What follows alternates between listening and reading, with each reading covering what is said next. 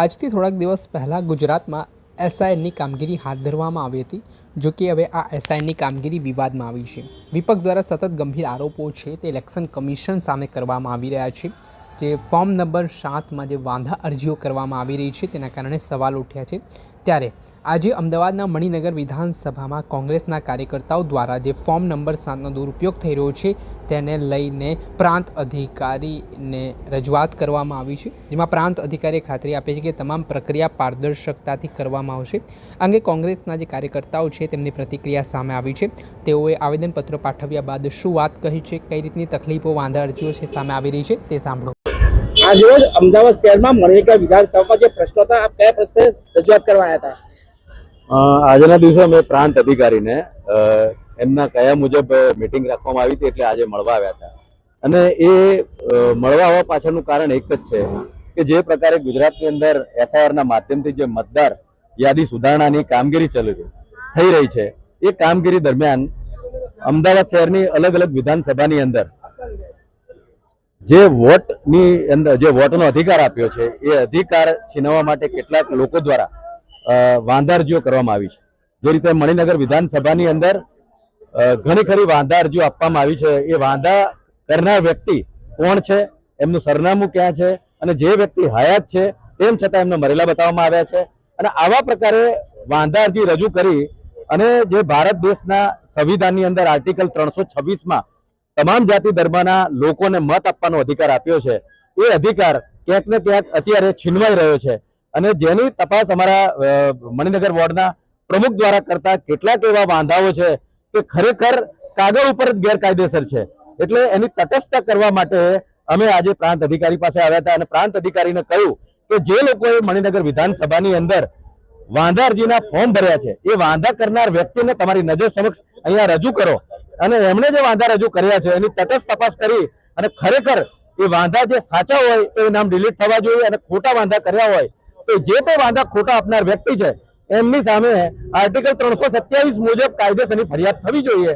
આવી અમારી આજરોજ પ્રાંત અધિકારીને રજૂઆત હતી અને એમણે ખાતરી આપી છે કે દિન 2 ની અંદર જેટલા વાંધા અરજી આવી છે એની તટસ્થ તપાસ થઈ અને આપને એક ડેટા આપવામાં આવશે અને એ ડેટાની અંદર હેલ્ધી મતદાર યાદીના માધ્યમથી આ ભારત દેશના તમામ લોકોને આર્ટિકલ 326 મુજબ મત આપવાનો જે અધિકાર છે એ અકબંધ રહેશે. રવિન્દરસિંહ બગ્ગા છે. હું મણિનગર વિધાનસભામાં ગુજરાત પ્રદેશ અને અમદાવાદ શહેર કોંગ્રેસ દ્વારા BLA 1 છું.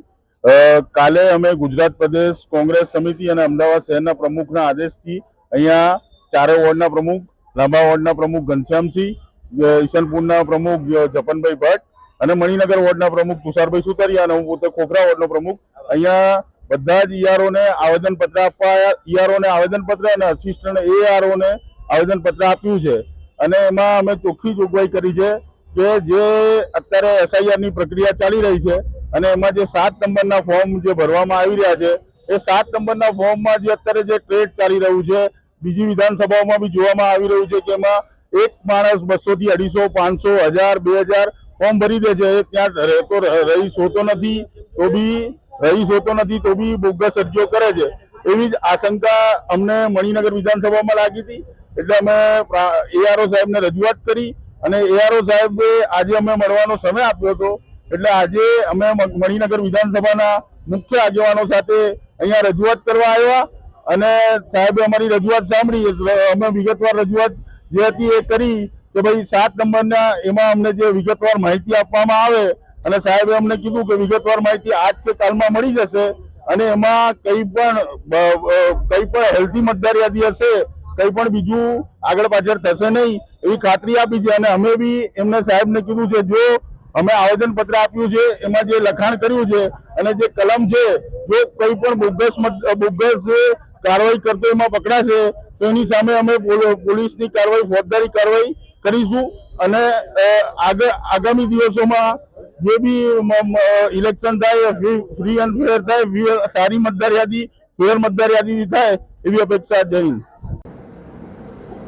આપણે સાંભળ્યા હતા ફોર્મ નંબર 7ને લઈને જે કોંગ્રેસના જે કાર્યકર્તાઓ છે તે વિધાનસભા મણિનગર પહોંચ્યા હતા. દરમિયાન તેમણે પોતાનો રોષ પણ વ્યક્ત કર્યો છે અને એસઆઈની કામગીરીને લઈને સવાલ પણ ઉઠાવ્યા છે. દર્શક મિત્રો, આવા જ વિડીયો જોવા માટે સ્કાયનેટ મીડિયા જોતા રહો.